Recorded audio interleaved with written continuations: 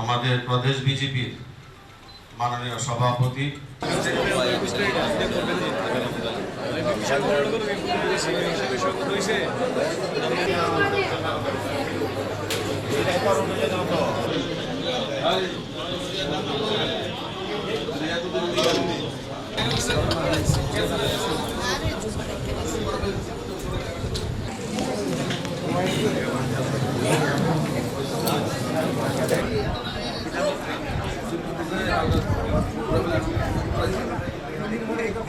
Gerakshalo BJP Tangnogo Dr. Shivaprasad Mukherjee Filsini Jitam Timari Shalom Mutu Klai Kaisa Panda Klezaka Manjaka Hasni Montrokra Professor Dr. Manik Shaha BJP Asufang Abhishek Devrai MP Rajiv Bhattacharjee Mantri Shantana Chakma Mantri Shushanto Chaudhary Te Mantri Shudang Sudashno Khopaite Kubun Kusuko Zamara West Bengal বা কলকাতা আমাদের কাছে একটা মনে হচ্ছে যে ত্রিপুরার একটা অবিচ্ছেদ্য অঙ্গ বা অংশ মনে করা হয়। আমরা কলকাতা ছাড়া বা ওয়েস্ট বেঙ্গল ছাড়া আমরা চিন্তাই করতে পারি।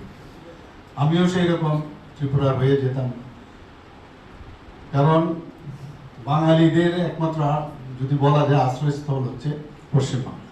বিভিন্ন জায়গায় আমরা যেতাম, কিন্তু এইবারের ইলেকশনের পর যখন রেজাল্ট বেরোল সবাই বলতো যে কোনোদিন সম্ভব না, অসম্ভবের মধ্যেই সম্ভব কথাটা কিন্তু লুকায়িত আছে। আর সেটাই আমাদের যশস্বী প্রধানমন্ত্রী শ্রী নরেন্দ্র মোদীজি দেখিয়ে দিয়েছে এবং পশ্চিমবঙ্গের প্রতিটা মানুষ সেটা দেখিয়ে দিয়েছে। আমরা যারা গেছি আমরাও মনে প্রাণে চেয়েছিলাম, বারবার চেষ্টা হয়েছে সেখানে, কিন্তু আমরা আরেকবার ভারতবর্ষকে স্বাধীন যদি করতে হয় সেটা পশ্চিমবাংলা নতুনভাবে কিন্তু স্বাধীন হয়েছে, এটা বলার অপেক্ষা রাখে না। এবং এরকম একটা আত্মতৃপ্তি আমরা ফিল করেছি এবার, যে স্বপ্ন আমাদের ভারত কেশরী ডক্টর শ্যামাপ্রসাদ মুখার্জি দেখিয়েছিলেন, আক্ষরিক অর্থেই সেটা মনে হয়েছে সে স্বপ্ন পূরণ হয়েছে। যখন ওভারটেকিং এর দিন আসলো, এর আগেও আমরা গেছি, কিন্তু ওভারটেকিং এর দিন যেহেতু আমার যেতেই হবে, অন্যরাও গেছেন, এয়ারপোর্টে নামবার পর মনে হলো যে মনের ভিতরটা এত খুশি যে মনে হচ্ছে যে এতদিন পরে ভারত আবার স্বাধীন হয়েছে, পশ্চিমবাংলা আবার স্বাধীন হয়েছে, এরকম একটা মনের থেকে আমি বলছি। যখন আমার একটা ভিডিও ভাইরাল হয়ে গেছিল হঠাৎ করে একটা জায়গায়, আমি এমনিতেই বলে দিয়েছিলাম, আর সবই তো আমরা যাই বলি সবকিছুই কিন্তু ঈশ্বরই করান।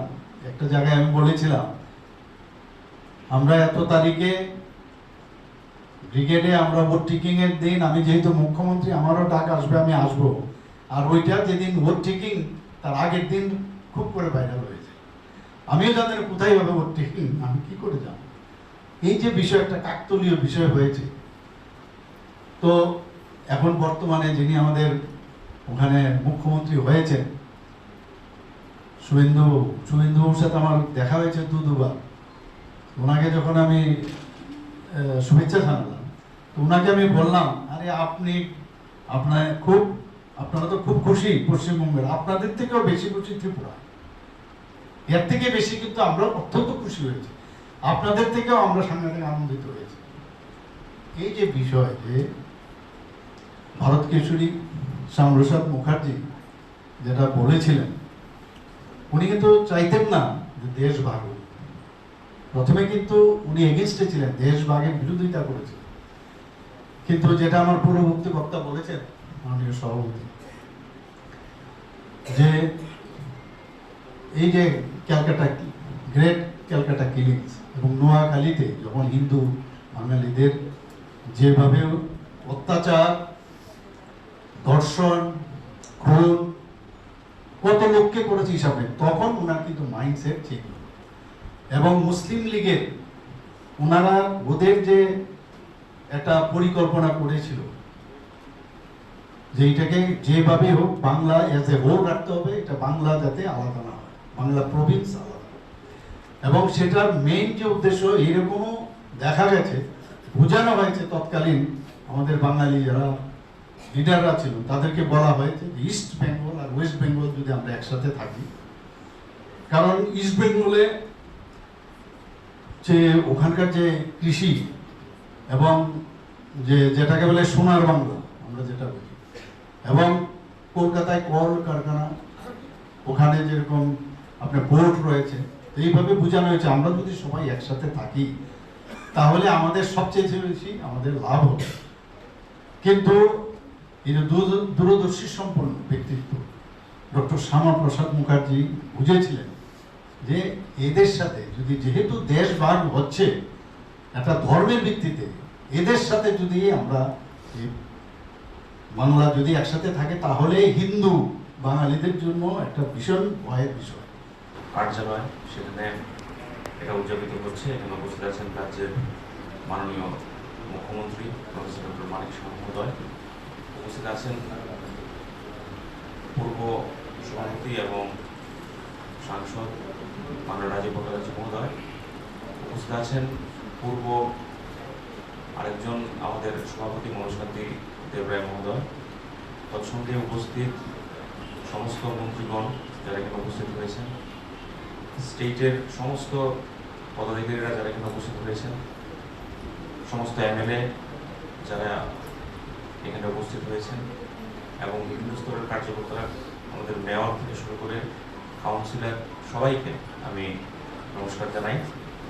শ্যামাপ্রসাদ মুখার্জি সম্পর্কে বলার দৃষ্টতা আমার মধ্যে নেই, কারণ ওনার লম্বা যে রাজনৈতিক জীবন এবং যে সংঘর্ষ উনি করেছে, ইতিমধ্যে আমাদের এখানে এসে উপস্থিত হয়েছেন আমাদের নর্থ ইস্টের কোঅর্ডিনেটর পুরীর সাংসদ সম্বিত পাত্রাজি, উপস্থিত হয়েছেন আমাদের শহর মহামন্ত্রী রবীন্দ্র রাজুজি, এবং আমাদের প্রভারী শিলচরের এমএলএ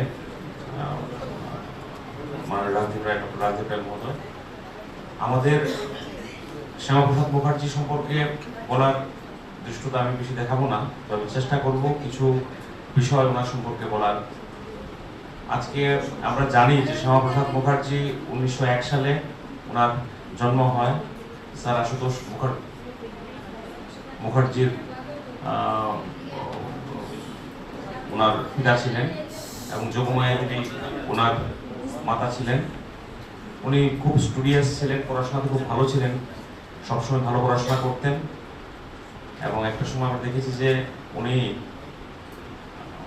এলএলবি করেন, এম এর পর এলএলবি করেন, করার পর উনি রাজনীতির সঙ্গে উনি সংযুক্ত হন। আজকের দিনের প্রেক্ষাপটে আমরা যদি বলি যে ত্রিপুরা রাজ্যের যে আমরা স্বাধীনভাবে বসবাস করছি বা আমরা স্বাধীন স্টেট হিসেবে আমরা বলছি, আমাদের স্বাধীনতার ক্ষেত্রে শ্যামাপ্রসাদ মুখার্জির ভূমিকা অনেক অনেক বেশি। আমরা দেখলাম যে পশ্চিমবঙ্গ দিবস উদযাপন করা হচ্ছে 20 তারিখে। এই পশ্চিমবঙ্গ দিবস উদযাপনটা অত্যন্ত গুরুত্বপূর্ণ।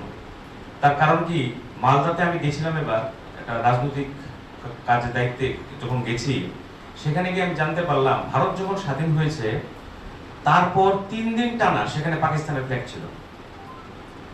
তো এই মানে মালদা পাকিস্তানের অংশ, এই যে যদি মালদা যদি পাকিস্তানের অংশ হতো তাহলে আমাদের নর্থ ইস্টের যে কানেক্টিভিটি, তাহলে সেটা ভারতবর্ষের সাথে কোনোদিন সম্ভব হতো না। তার কারণ কি, চিকেন নেক যেটাকে আমরা বলি, এই সমস্ত অংশ তখন বাংলাদেশের সাথে মিশে যেত, বা পাকিস্তানের সাথে, যেটা পূর্ব পাকিস্তান ছিল বিগত দিনে। তো এই জিনিসটা তখন আমরা আজ ভারতবর্ষের অংশ থাকতে পারতাম না। তো আজকের দিনে আমরা স্বাধীন আছি, ভারতবর্ষের সঙ্গে যুক্ত আছি, তার একমাত্র কারণ শ্যামাপ্রসাদ মুখার্জি তৎকালীন সময়ে, আমার মনে হয় সালটা 1946, যখন এই প্রথম উনি পশ্চিমবঙ্গকে যেন আলাদা, হিন্দুদের জন্য পশ্চিমবঙ্গ এবং পূর্ববঙ্গ করা, তার জন্য উনি আলোচনা করেছিলেন, এবং পূর্ববঙ্গের যে হিন্দুরা তাদের জন্য একমাত্র শ্যামাপ্রসাদ মুখার্জি তৎকালীন সময় আলোচনা করেছিলেন।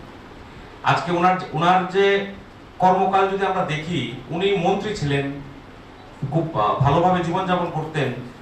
যখন আমরা দেখলাম নেহেরু লিয়াকত প্যাক্ট চুক্তি এলো, তারপর আরেকটা বিষয় ইউনিফর্ম সিভিল কোড, আজকের দিনে যেটা আমাদের সবাই বলছে এবং সেটা ইমপ্লিমেন্ট করার জন্য আমরা চেষ্টা করছি, যে বহু বিবাহ হিন্দুদের মধ্যে হতো, সব ধর্মের মধ্যে হতো।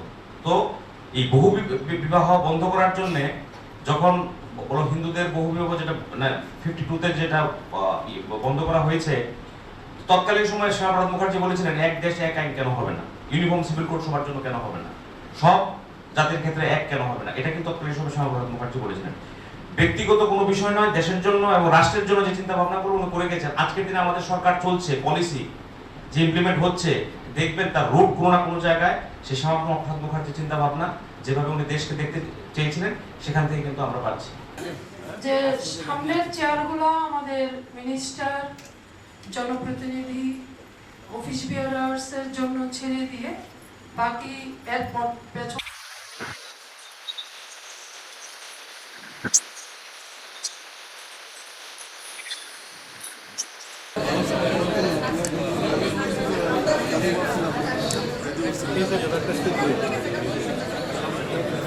Gracias.